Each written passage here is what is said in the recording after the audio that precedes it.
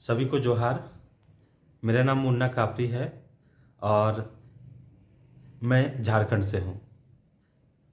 आज मैं जिस विषय में बात करना चाहता हूँ बहुत ही महत्वपूर्ण बिंदु है और मेरा जो सब्जेक्ट है और जिस मुद्दे पे आज बात करना चाह रहे हैं वो मुद्दा है राष्ट्र निर्माण में युवाओं की भागीदारी। जी, और राष्ट्र निर्माण के लिए शुरू से अभी तक उस चीज़ों पे चल रहा है और ये एक प्रयास करना चाह रहे हैं कि राष्ट्र निर्माण में कैसे युवाओं की भागीदारी होना चाहिए और हुई है, उस पर एक अपना विचार रखने जा रहे हैं। सबसे पहले राष्ट्र निर्माण में युवाओं की भागीदारी पर जब हम चर्चा करते हैं तो उसमें दो मुख्य विषय आते हैं। पहला राष्ट्र निर्माण, दूसरा युवा। युवा अनंत काल से है। राष्ट्र निर्माण की बात राष्ट्र के प्रादुर्भाव के बाद से पैदा हुई है। राष्ट्र निर्माण एक ऐसी प्रक्रिया है जिसके तहत अलग अलग धर्म, जाति, लिंग, प्रांत, क्षेत्र, भाषा, मूल, इतिहास और सांस्कृतिक से ताल्लुक़ रखने वाले लोग सामूहिक प्रयास कर देश को तरक्की की तरफ ले जाते हैं। आपसी पुरानी लड़ाइयाँ, मनमुटाव, नाइंसाफ़ी माफ़ करके मोहब्बत के एक साथ दूसरे से गले मिलते हैं, एक दूसरे के प्रतीकों, मूल्यों, रीति रिवाजों का मान सम्मान करते हैं, देश के संविधान के मूल्यों की रक्षा करते हैं, कानूनी व्यवस्था का सम्मान करते हैं और साथ ही साथ बेहतर शिक्षा, स्वास्थ्य, अर्थव्यवस्था के लिए दिलो जान से काम करते हैं। जिस तरह वायु को सीमाओं में बांध कर नहीं रख सकते हैं, ठीक उसी तरह युवाओं को भी सीमाओं में नहीं बांध सकते हैं। वायु की पहचान उसकी गति से होती है, ना कि उसके ठहराव से।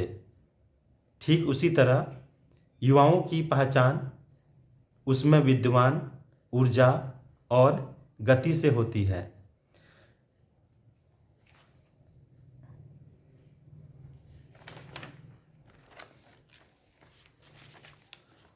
युवाओं के अंदर सबसे अधिक ऊर्जा होता है, सबसे अधिक गति होती है। अगर युवाओं के अंदर ठहराव आ जाए तो युवा बर्बाद हो जाएंगे और बल्कि उसके साथ साथ राष्ट्र निर्माण भी रुक जाएगा। युवाओं को हर क्षेत्र में हिस्सेदारी लेनी चाहिए। अगर ऐसा नहीं करते हैं तो ऐसी नदी की तरह हो जाएंगे जिसका कोई प्रभाव नहीं है, जिसमें अनचाहे शैवाल, मेढक और भयंकर कीड़े जमा हो जाएंगे। युवा एक बीज की तरह है।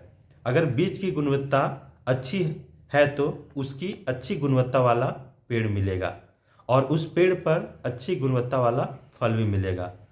और अगर बीज की गुणवत्ता अच्छी नहीं है तो उससे बनने वाले पेड़ और उस पेड़ पर लगने वाले फल की गुणवत्ता भी अच्छी नहीं होगी। युवा राष्ट्र के उत्तराधिकारी होते हैं। युवाओं को नैतिक रूप से मजबूत बनना होगा, आध्यात्मिक रूप से मजबूत बनना होगा, सामाजिक रूप से मजबूत बनना होगा, आर्थिक रूप से मजबूत बनना होगा, राजनीतिक रूप से मजबूत बनना होगा। तब जाकर राष्ट्र नैतिक, आध्यात्मिक, सामाजिक, आर्थिक और राजनीतिक रूप से मजबूत होगा। युवा एक सेतु की तरह है जो पूर्व पीढ़ी से सीखता है और सुझाव लेता है और आने वाली पीढ़ी का मार्गदर्शन करता है। युवाओं की कोई धार्मिक सीमा नहीं होती है, कोई जातीय सीमा नहीं होती है, कोई लैंगिक सीमा नहीं होती है, कोई भौगोलिक सीमा नहीं होती है, कोई प्रांतीय सीमा नहीं होती है, कोई क्षेत्रीय सीमा नहीं होती है, कोई भाषाई सीमा नहीं होती है। जब दिल्ली के किसी विश्वविद्यालय के किसी छात्र के साथ नाइंसाफ़ी होती है तो पूरे देश के छात्र उसे इंसाफ दिलाने के लिए सड़क पर उतर जाते हैं। वे ये नहीं देखते हैं कि पीड़ित छात्र किस धर्म, किस जाति, किस लिंग, किस प्रांत, किस क्षेत्र या फिर किस भाषा से ताल्लुक़ रखता है। और जब हैदराबाद के किसी विश्वविद्यालय के किसी छात्र के साथ नाइंसाफ़ी होती है तो ठीक उसी तरह पूरे देश के छात्र उसे इंसाफ दिलाने की लड़ाई लड़ते हैं। युवा अलग अलग धर्मों, अलग अलग जातियों, अलग अलग लिंगों, अलग अलग प्रांतों, अलग अलग क्षेत्रों, अलग अलग भाषाओं से ताल्लुक़ रखने वाले लोगों को मिलाने के लिए सेतु का काम करते हैं।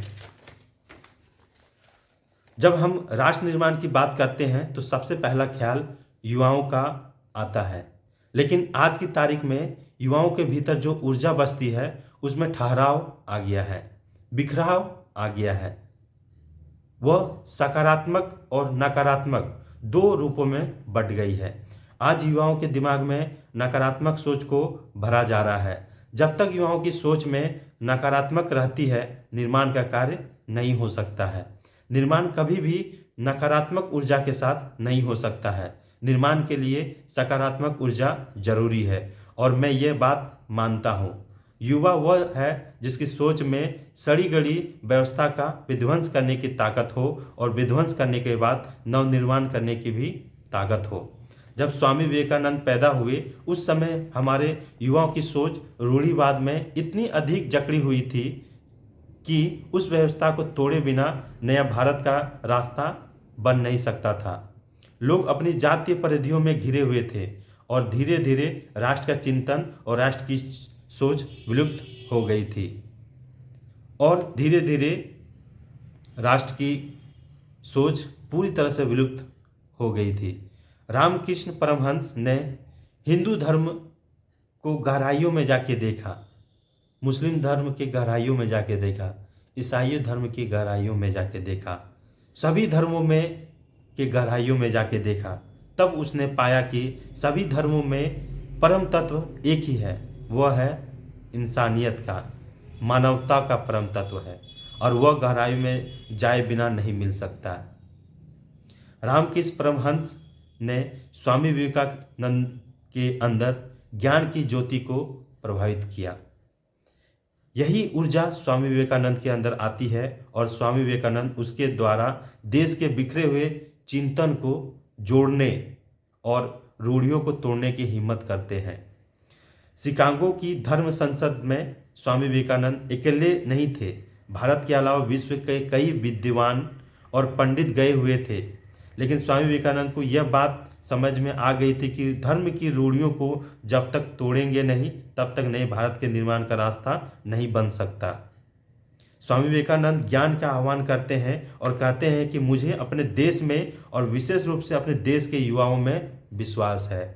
हाँ, सारी शक्तियाँ तुम्हारे भीतर है, आप कुछ भी और सब कुछ कर सकते हैं। उस पर विश्वास करो, यह मत मानो कि तुम कमज़ोर हो। खड़े हो जाओ, अपने भीतर की दिव्यंगता व्यक्त करो। इसलिए उठो, जागो, तब तक मत रुको जब तक लक्ष्य पूरा ना हो जाए। हमारे देश अंग्रेजों की गुलामी के चंगुल में था। युवा घर से बाहर निकले और उन्हें गुलामी की बेड़ियों को तोड़ दिया। भगत सिंह जेल के अंदर से अपनी डायरी में लिखते हैं कि युवाओं को व्यवस्था परिवर्तन में हिस्सेदारी लेनी चाहिए। व्यवस्था चल रही है। मैं आपको बताना चाहता हूं कि हमारे यहाँ दो परंपरा रही है। एक यह कि जो व्यवस्था चल रही है उसमें कुछ अच्छा कर दो, तुम्हारी यही जिम्मेदारी है। दूसरी यह परंपरा चल रही है कि जो व्यवस्था सड़ गल गई है, जो देश को विनाश की तरफ लेकर जाने वाली है, अंधेरी गली में लेकर जाने वाली है, उसे तोड़ो। जब तक पुरानी सड़ी गली व्यवस्था को तोड़ेंगे नहीं तब तक राष्ट्र का विकास और नवनिर्माण संभव नहीं है। भगत सिंह इसी बात का आह्वान करते हैं। विवेकानंद तमाम रूढ़ियों को तोड़कर नव निर्माण की तरफ आगे बढ़ने का नाम है। भगत सिंह भारत की तमाम रूढ़ियों, गुलामियों की तमाम संस्थाओं, बाधाओं को तोड़कर नए भारत में आगे बढ़ने का नाम है। इसलिए मैं आपसे कहना चाहता हूं कि अगर आपको देश से सच्चा प्यार है तो आपको तमाम तरह की बाधाओं को तोड़कर भारत के नव निर्माण करने की जिम्मेदारी निभानी होगी।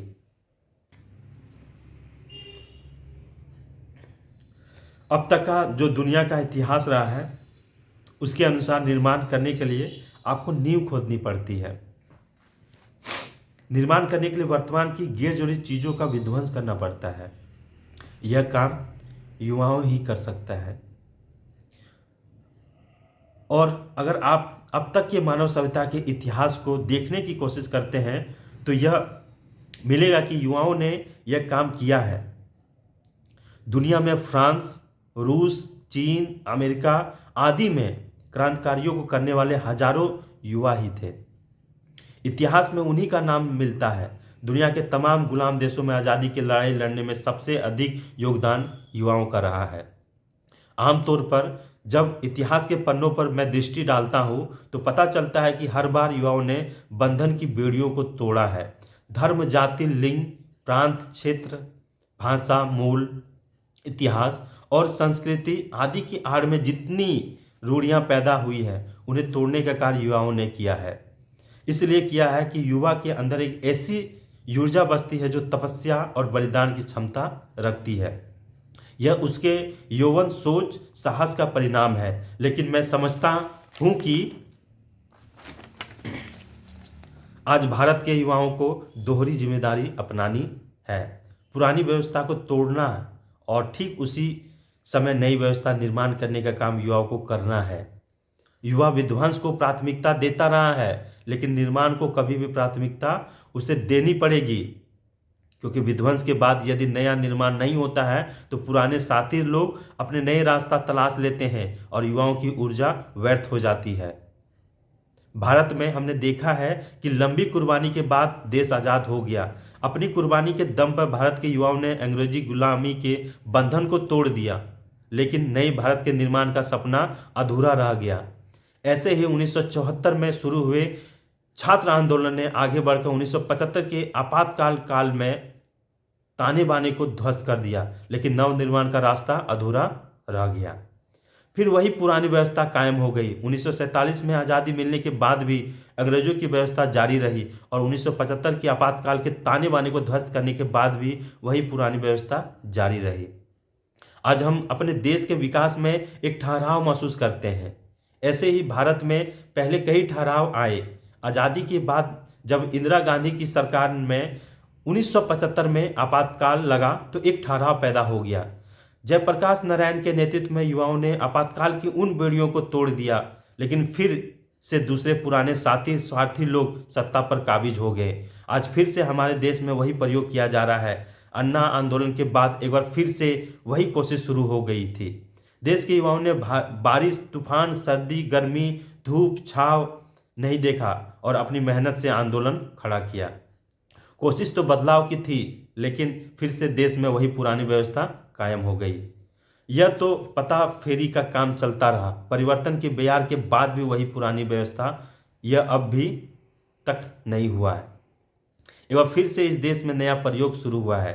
सड़ी गड़ी व्यवस्था और भ्रष्ट तंत्र को बदलने के लिए हमने लड़ाई शुरू कर दी है और यह लड़ाई तब तक जारी रहेगा जब तक शहीद भगत सिंह के सपनों का भारत नहीं बन जाता। मैं आपसे कहना चाहता हूं कि देश में जो व्यवस्था चल रही है उसमें पार्टियां बदलती रही, चुनाव कई बार हो गए, लेकिन यह व्यवस्था नहीं बदली और इस देश की मानसिकता को लेकर एक व्यवस्था अंग्रेजों ने पैदा की, इसे गुलामी बनाने के लिए और यहाँ के लोगों का शोषण करने के लिए। आज़ादी के इतने साल बाद भी हम आज तक उस व्यवस्था को बदल नहीं पाए। सरकारें बदल गई, पार्टियां बदल गई, सत्ता बदल गई, नेता बदल गए, लेकिन व्यवस्था वही जारी है जो अंग्रेजों ने देश को गुलाम बनाने के लिए बनाई थी। आज युवाओं के सामने सबसे बड़ी जिम्मेदारी, अपने अंदर हिम्मत पैदा करो, पुरानी व्यवस्था को तोड़ो और नई व्यवस्था स्थापित करो, तब नव निर्माण होगा। आज भारत में नव निर्माण का मतलब यही है कि जो परंपरागत व्यवस्था है उसे तोड़ा जाए और नई ऊर्जा की व्यवस्था को जोड़ा जाए।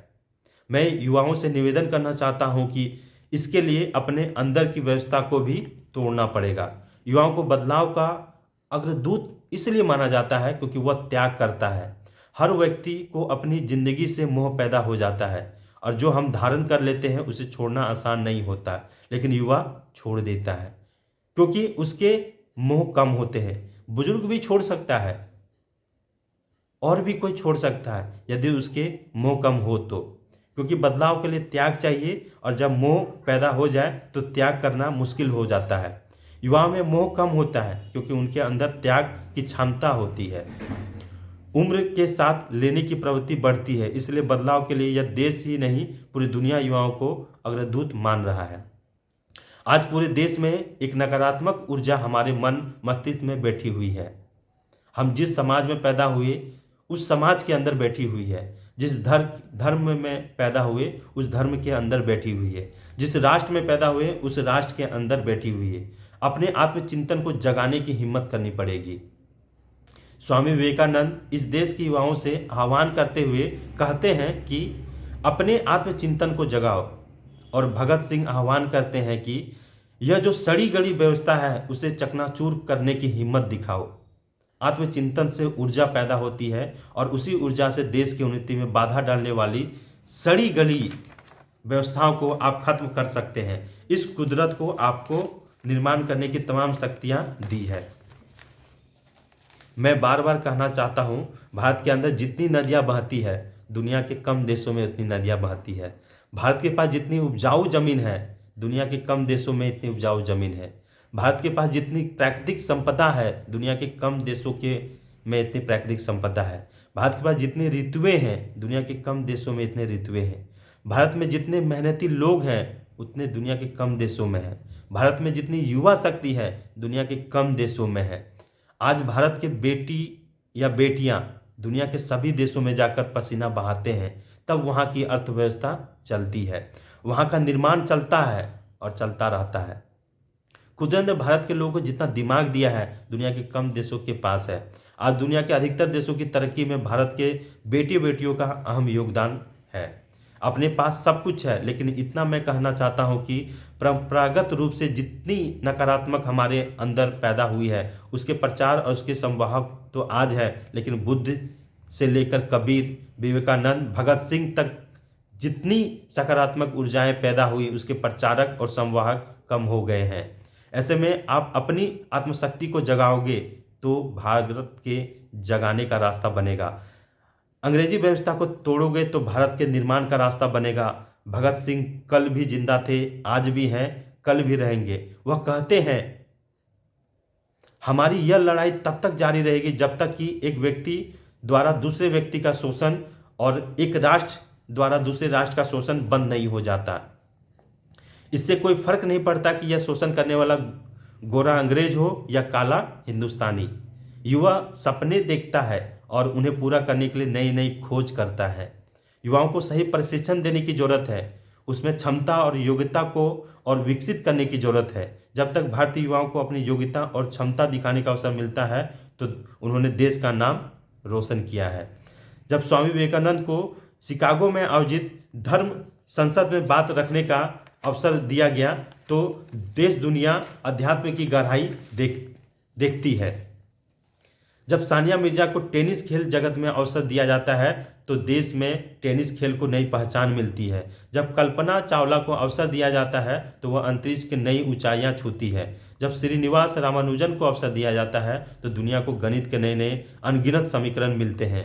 भारत के बेटे बेटियों ने सूचना प्रौद्योगिकी क्षेत्र में बड़ी बड़ी अंतर्राष्ट्रीय कंपनियों के अहम पदों पर रहकर बखूबी जिम्मेदारी निभाई है। युवाओं ने ओलंपिक गेम में देश को स्वर्ण, रजक एवं कांस्य पद दिलाए हैं। सिनेमा, संगीत, कला, लेखन, उद्योग, तकनीकी, विज्ञान, चिकित्सा, वाणिज्य, खेल, कृषि, अध्यात्म एवं सामाजिक सुधार हर क्षेत्र में युवाओं ने अपनी प्रतिभा का लोहा मनवाया है। आज केवल भारत ही नहीं पूरी दुनिया के अंदर एक नकारात्मक का दौर है। मैं जिम्मेदारी के साथ कहता हूं कि भारत के युवाओं को खड़ा होना पड़ेगा, अपनी युवा सोच के साथ खड़ा होना पड़ेगा, अपने अंदर की नकारात्मकता से लड़ना पड़ेगा। अपने अंदर की नकारात्मकता से लड़कर आप जिस दिन विजय पाएंगे आपके चेहरे पर चमक अलग होगी, आपका आत्मविश्वास अलग होगा, आपकी ऊर्जा अलग होगी। वह सकारात्मक ऊर्जा आपके अंदर देश के लिए एक तरंग पैदा करेगी। उस तरंग से एक राष्ट्रीय ऊर्जा पैदा होगी जिसमें वर्तमान की सड़ी गली व्यवस्था को तोड़ने की क्षमता भी रखती है और नए सृजन की भी क्षमता होगी। जब तक युवाओं के मन में विध्वंस करने की शक्ति और सृजन करने की नव ऊर्जा नहीं पैदा होगी, तब तक देश आगे नहीं बढ़ेगा। विध्वंस और सृजन दोनों दायित्वों को युवा को अपने कंधे पर लेना पड़ेगा। मैं मानता हूं कि भारत के उदय का रास्ता यहीं से खुलेगा। दुनिया में जिस मानवता के लिए भारत ने बहुत पहले आवाज उठाई थी, सर्वे भवन्तु सुखिना, सर्वे सन्तु निरामया, सर्वे भद्राणि पश्यन्तु, माँ कश्चित् दुःख भागवते, शायद भारत की उसी परिकल्पना को हम साकार कर पाएंगे। मुझे लगता है कि नई ऊर्जा, नई सोच के साथ अपने देश के निर्माण में युवाओं की भागीदारी सबसे जरूरी है। मेरा विश्वास है कि सही ऊर्जा को यदि सही दिशा में लगाया जाए तो नवनिर्माण का रास्ता खुलेगा, भारत के निर्माण का रास्ता खुलेगा, नई दुनिया और नई मानवता का रास्ता खुलेगा। इन्हीं शब्दों के साथ मैं अपने राष्ट्र निर्माण में युवाओं की भागीदारी विषय पर अपने वाक्यों को समापन करता हूँ। सभी को जय हिंद, जोहार।